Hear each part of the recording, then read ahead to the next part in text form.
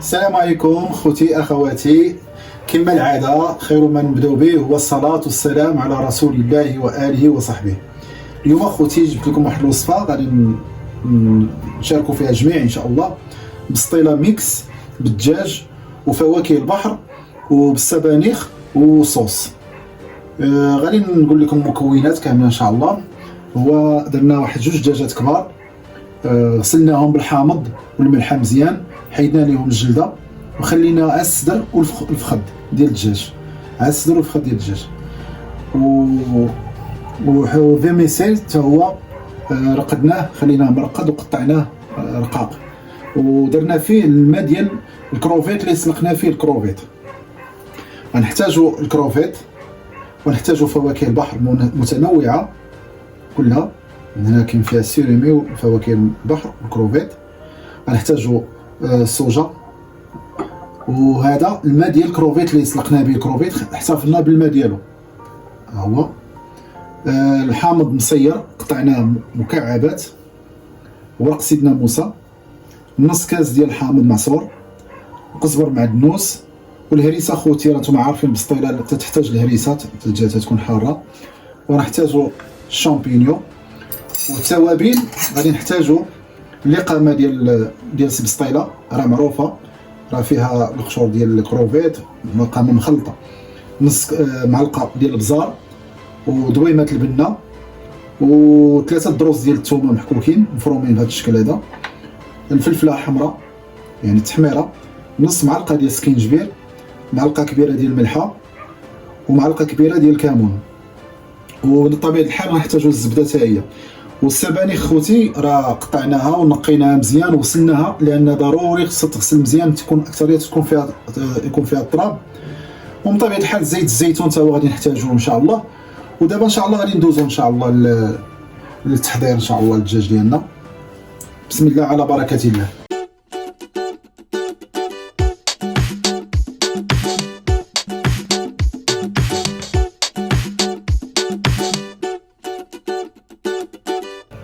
ودابا غنبداو بسم الله على بركه الله. غنديروا واحد المعلقه ديال الزبده، معلقه كبيره ديال الزبده،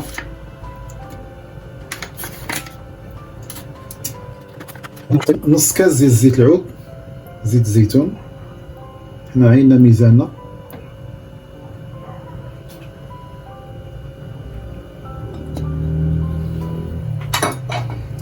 نحركو شويه.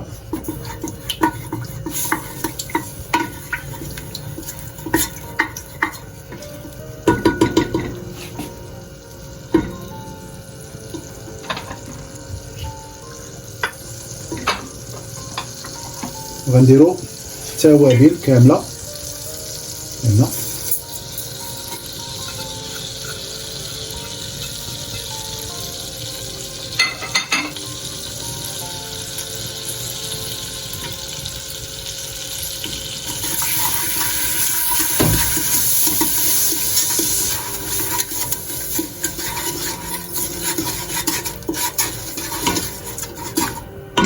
دابا غادي نزو الدجاج.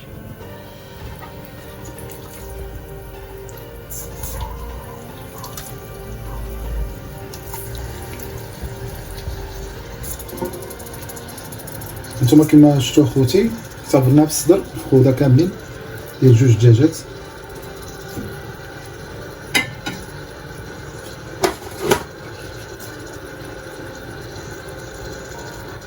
غنديروا ورق سيدنا موسى، نبداو على التحضير ان شاء الله.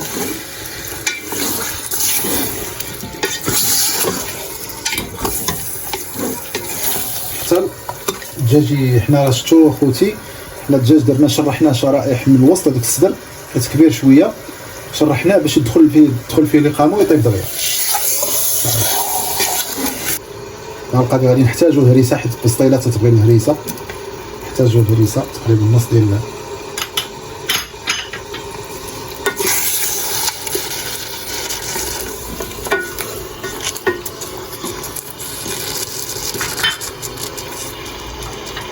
وغادي نديرو نص كاس ديال الحامض معصور. الحامض مصير، حنا قطعناه مربعات، ونزيدو الزبر معدنوس تقريبا على النص، مكتروش بزاف.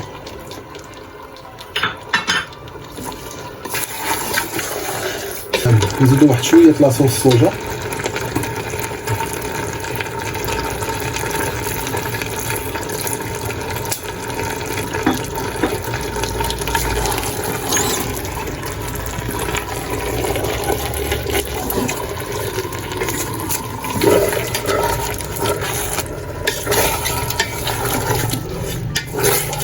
ودابا خوتي من بعد ما هانتوما تلاحظوا من بعد ما تحمر لينا الدجاج، حنا تنحركو فيه تتحمر مزيان وتخلى مزيان مغلون. مع التحراك راه كل مره تنحركوه. غادي نزيدو هذاك الماء ديال اللي سقنا فيه القشور ديال الكروفيت، نرويوه.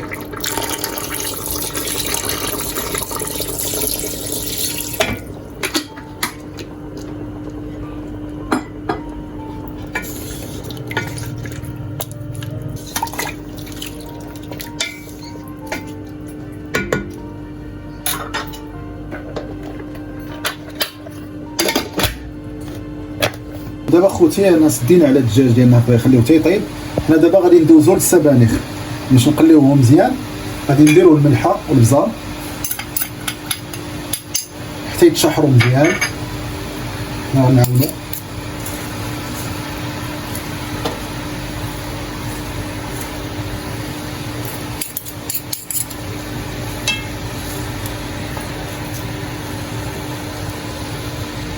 ندير واحد المعلقه ديال الزبده،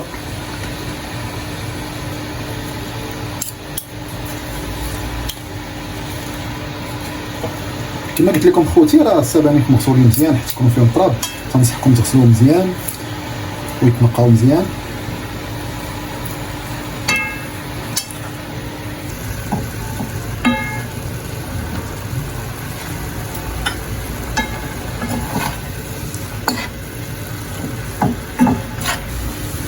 الماء حدا خوتي مازال ما تبخرش، ما يبقاش يبان لينا الماء، باش غادي نعرفوا بان وجد لينا السبانخ مزيان.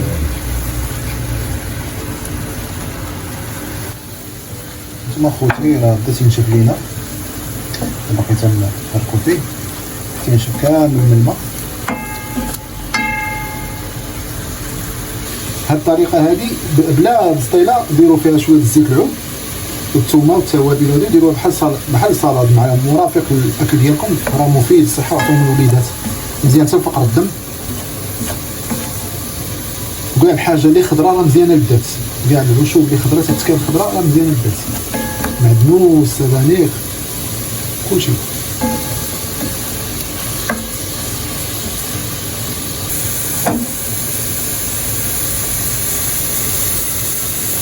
ودابا خوتي غادي ندوزو نحضروا الكروفيت. غادي نديرو نار مهيله ونديرو معلقه ديال الزبده،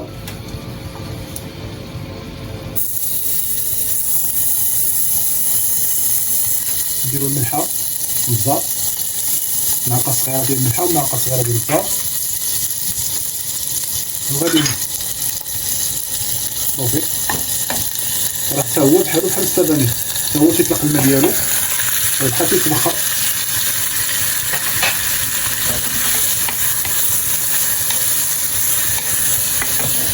مع التحريك المستمر هو راه تيطلق الماء ديالو. نخليوه هكا مره نحركوه، وغادي نحركوه بالمهل بشويه، حيت الا حركتوه بالجد الكروفيت راه تيتهرس، هو راه تيطلق يبقى هكا تيطلق الماء ديالو بحال السبانخ. بشويه بحال هكا، من احسن من الجناب، تحركو من الجناب ماشي من الوسط، خليه هو بوحدو غادي. هانتوما خوتي دابا راه هو نشف من الماء ديالو تبخر كامل.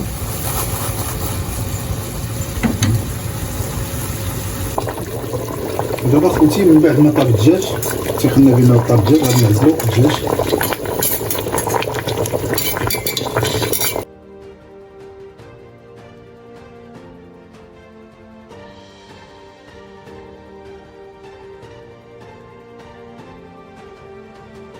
هاد لاصوص هذا غادي باش نخدمو به بطريقه.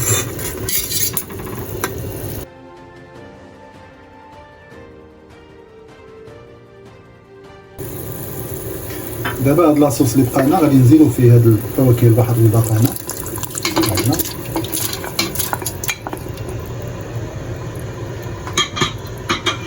ونزيدو فيه شامبينيون قطعناه وجدناه مع تحريك مستمر هكا باش تا هو يعطي لنا لاصوص الاخر.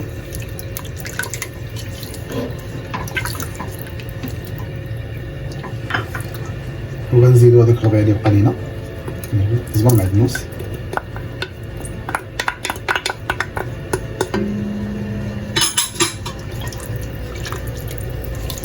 دابا مع التحريك ومن بعد ما تنضج لينا شويه الفواكه البحر طيب لينا شويه، من بعد غادي نزيدو فيرميسيل.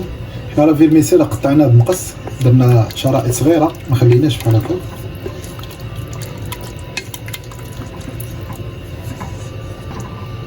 غادي نزيدو الفيرميسيل دفعه دفعه دفعه ماشي مره مع التحريك.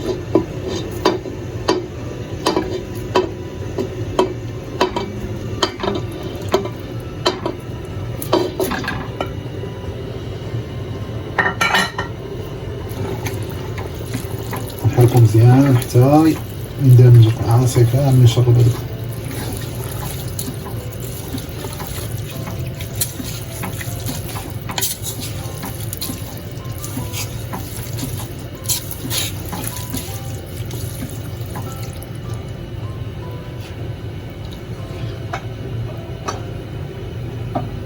وغنزيدو واحد شويه ديال الصوجه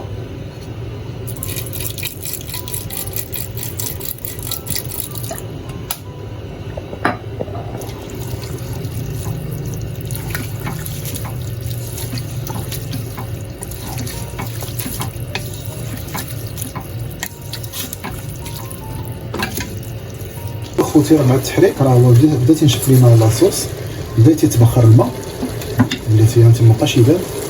غنزيد واحد شويه الهريسه ماشي بزاف، شويه تقريبا شي معلقه صغيره. حنا تتعرفوا اخوتي السبايلات تعتمد على الحار، لا ما نكثروش الحار. كاين اللي تياكل الحار بزاف مي يدير الحار بزاف، ولا ما تيديرش الحار بزاف ما تياكلش الحار بزاف يديرها شويه.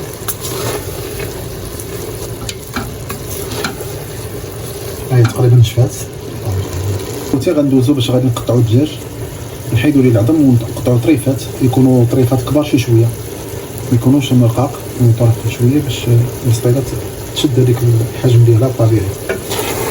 دابا خوتي انتما الدجاج قطعناه، حيدنا منه العظم، الصدر والفخذ هو اللي عزلنا من جوج دجاجات، عطانا هذا الشكل.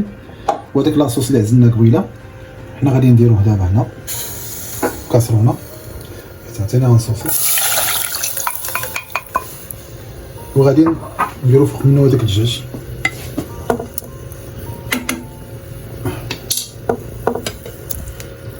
ماشي ما كاين حتى شي مشكل نديرو زعما يدينا، حيت باش نطيحو شويه.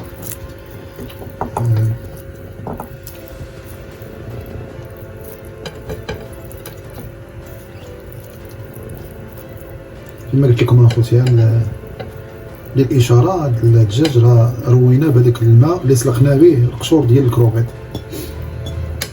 جا واحد الرائحه يا سلام. نزيدو واحد شويه ديال لاصوص ديال الصوجه صافي، نبقاو مره نحركو حتى خليه شويه يتبخ. من بعد ان شاء الله على ما ينسجم هذاك لاصوص ديالنا مع الدجاج يتبخ واحد شويه تقريبا شي 10 دقائق، وغادي نلتقاو المرحله المواليه ان شاء الله. ودابا خوتي انا الكاسرونه ما قداتنيش، حولتها للمقله حيت عندنا المقدار كبير. غادي نحركو جيدا ان شاء الله تنسجم هذيك لاصوص ديالنا مع الدجاج.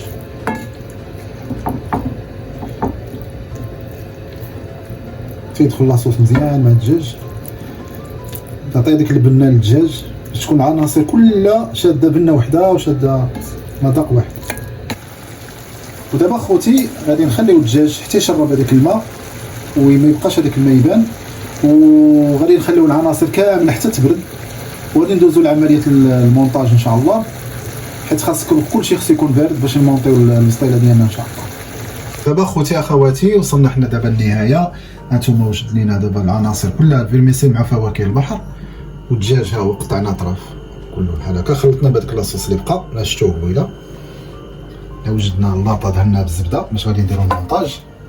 ها هو الكروفيت، الدجاج للتزيين، لاصوص ديال الفرماج ها هي، سميتو لي زيبينا هما، كلشي فرماج، هذاك الشيء كله وجدناه. دابا حنا غنبداو دابا ان شاء الله ندوزو للمونتاج. بسم الله وعلى بركه الله. انتما خوتي في المونتاج النص الصغير تيكون داخل والنص الكبير تيكون على برا، والجهه من الاحسن الجهه الحرشه تكون من الفوق والجهه اللي ماسه تكون من تحت.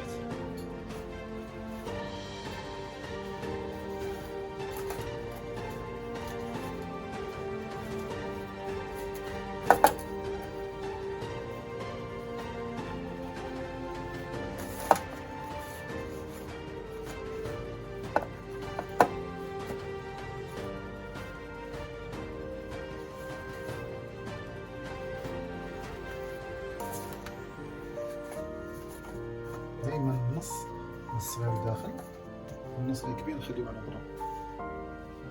سمحوا لي اخوتي، مع كاين لي سباس شويه في الكوزينه، يعني الكوزينه متسعه راه تيبان.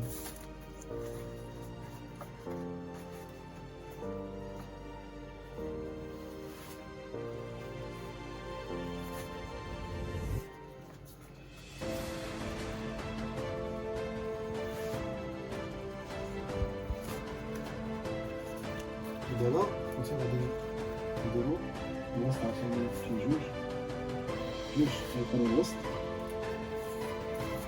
هنا.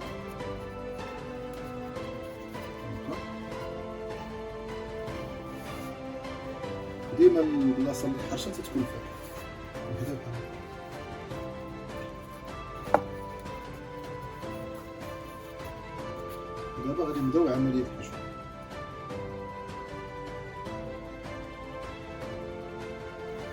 دابا خوتي نديرو هادي نحشو الاولى الفيرميسيل مع فواكه البحر.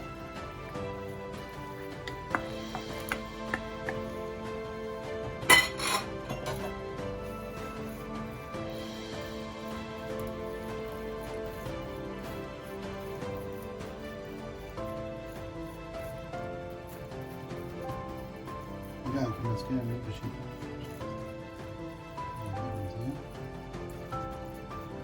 للتذكير العناصر كلهم خليناهم تبردوا باش ما نقطعوش لينا هذيك الورقه ديال المسطيله.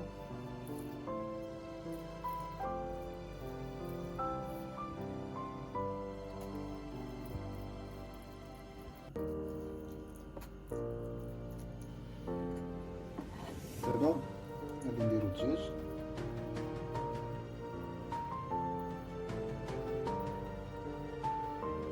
الدجاج راه طيب مزيان، خلينا حتى شرب هذاك لاصوص، غنديروه كامل نفرشوه ليه نوزعوه كاع كامل باش يشد البلاصه كامله. هذا الواجهه الثانيه.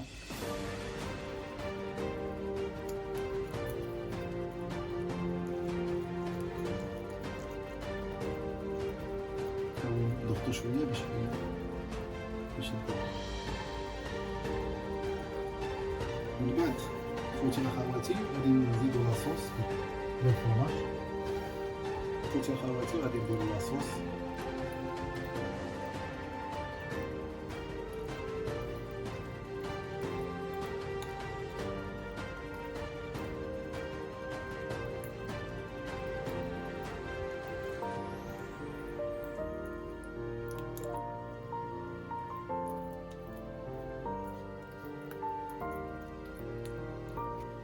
دابا خوتي غادي ندير فرماج حمر.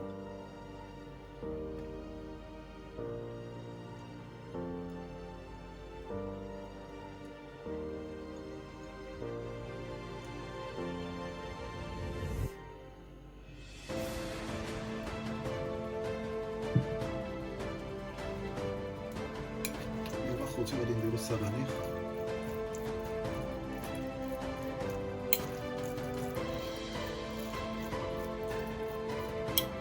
حاولوا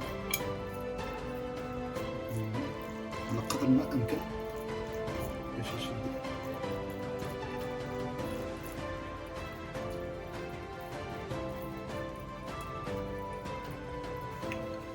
دابا غادي نديرو الدجاج اللي باقي لينا. نتوما خوتي راه هاد الدجاج هذا راه جا اللوغو ديالو بحال الحوت الابيض، مع دوك التخليط اللي درناه وهذاك لاصوص اللي درنا، جا المذاق ديالو الا ذقتوه بحال الحوت الابيض تماما، ما كاينش شي فرق. كنتمنى نجربوها ان شاء الله غادي تعجبكم الطريقه هذه. دابا نديرو الكروفيت.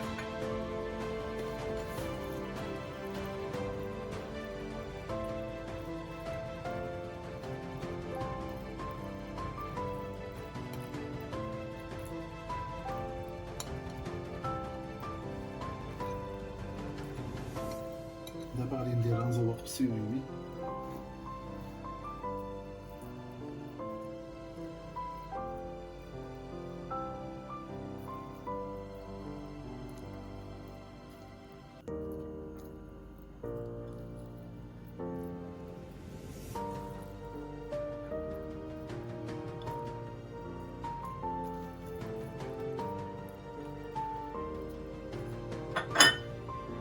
دابا ما توقع الفرماج.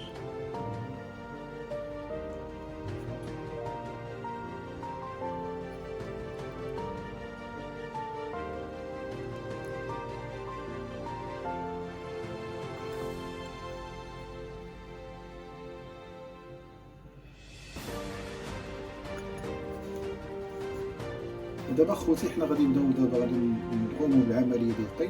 حنا كما مشينا في الاول هكا على اليمين، مشينا هكا على اليمين، حنا دابا غادي نمونطيوها بالعكس، نمشيها معاكسه بحال هكا.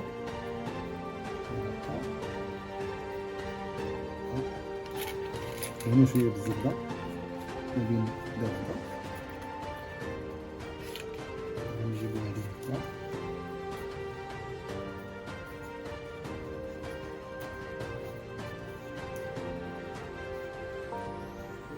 شويه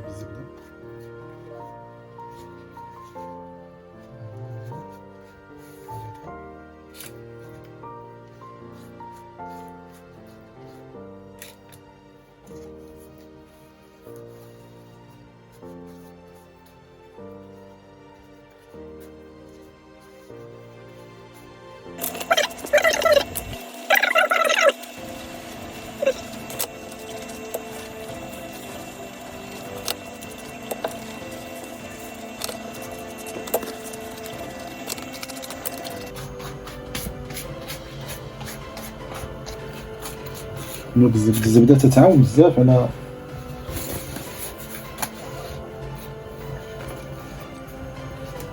نحاولوا ندخلو من الجناب مع بيدينا.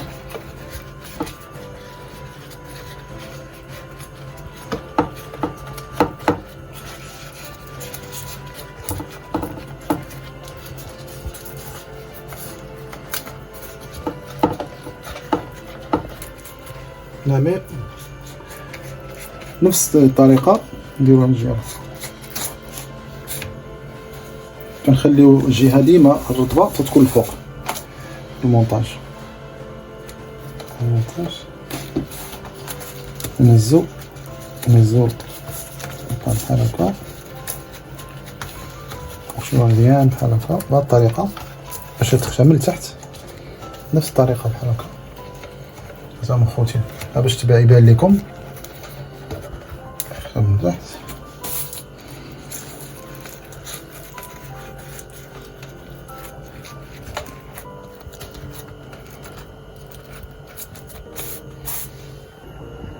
ومن بعد اخوتي هي وجدتنا بالسطيله ديالنا مونطيناها، هي مونطيناها مزيان مقاده. ودابا خوتي حنا شدينا الورقه وطراسيناها، درنا شرائط بهذا الشكل هذا. استعملنا المسطره باش جات قاده وحده باش غادي نستفو. انا غنوريكم الطريقه كيفاش دايره. غادي ندهنوا بعدا الزيت مع الزبده الوخا كامله ديالنا.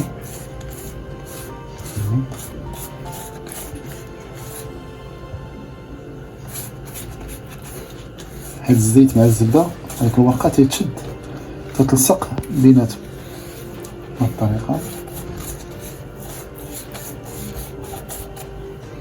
دابا غنبداو بهاد الطريقه بحال هكا، نبداو جنب هكا.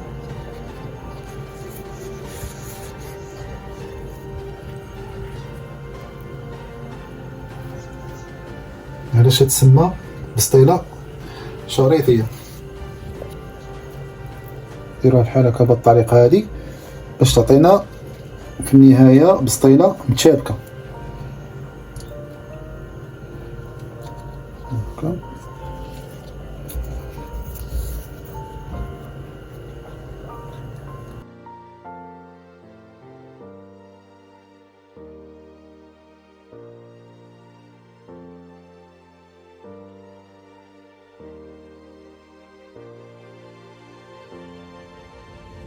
خوتي درنا 13 شريط، حسبنا لقينا 13 شريط. الطريقه كيفاش غادي نديرو باش تجينا بسطيله شريطيه متشابكه، غادي نهزو هادي بحال هكا، نخليو الثانيه، نهزو الثالثه بحال هكا، نخليو الرابعه، نهزو الخامسه بحال هكا، ديما نقزو وحده، ديما نخليو وحده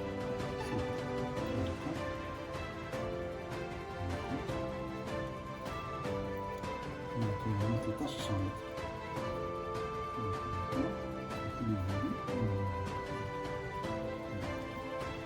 بنفس الطريقة وغادي نديرو هكا، غادي نشدو نديرو واحد هنايا وغادي نرجعو اللي درناه كله، غادي نرجعو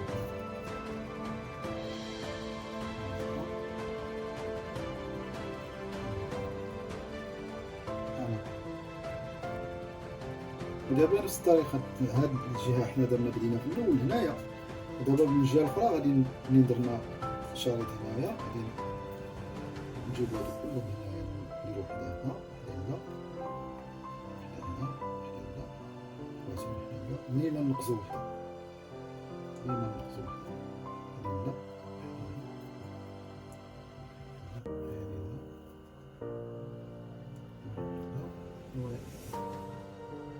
وغادي نجيبو شريط عاوتاني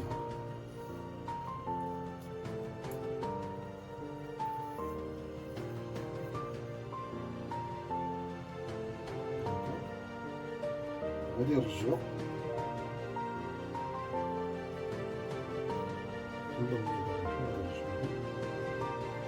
باش يجي هداكشي متشابك، بسطيله متشابكه بحال هكا. غادي نمشيو تدريجيا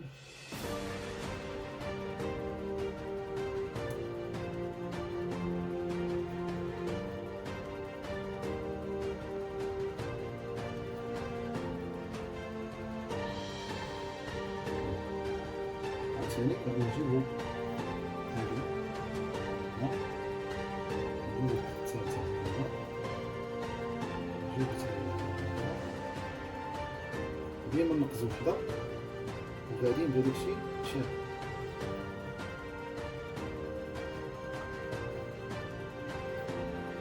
كنتمنى خوتي اخواتي تحبوا الطريقة كيفاش شفتو، تجي واحد الديكور مزيان في الاخر.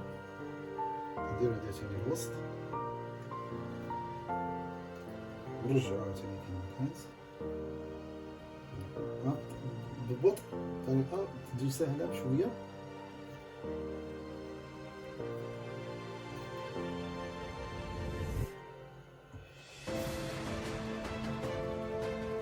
نرجعو كيما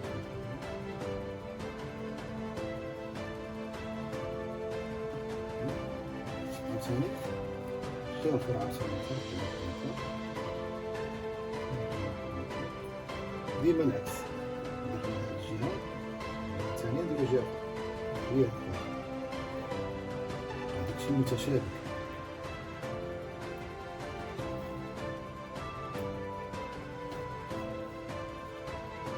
بنفس الطريقة كنديرو عاوتاني وحدة هنا الوسط، نختارو شنو كيكون طويل شوية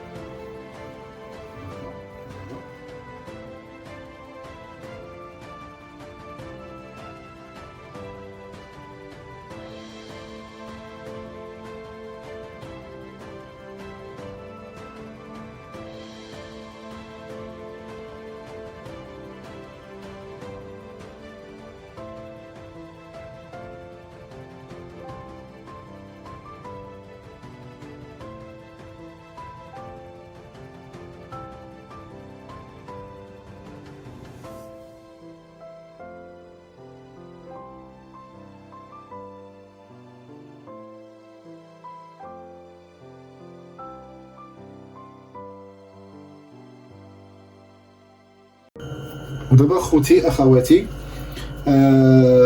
انتهينا من مونتاج ديال البسطيله شريطيه، ودوك الشرائط اللي شاطوا لنا هنا راه درنا خلطنا واحد شويه ديال الفورس بالماء باش لصقناهم، فاهمين؟ لصقناهم من هنا ولصقناهم من هنايا. ودابا غادي ندخلوها ان شاء الله الفران على مده ديال 30 دقيقه، ومن بعد غادي ندوزو للتقديم ان شاء الله النهائي.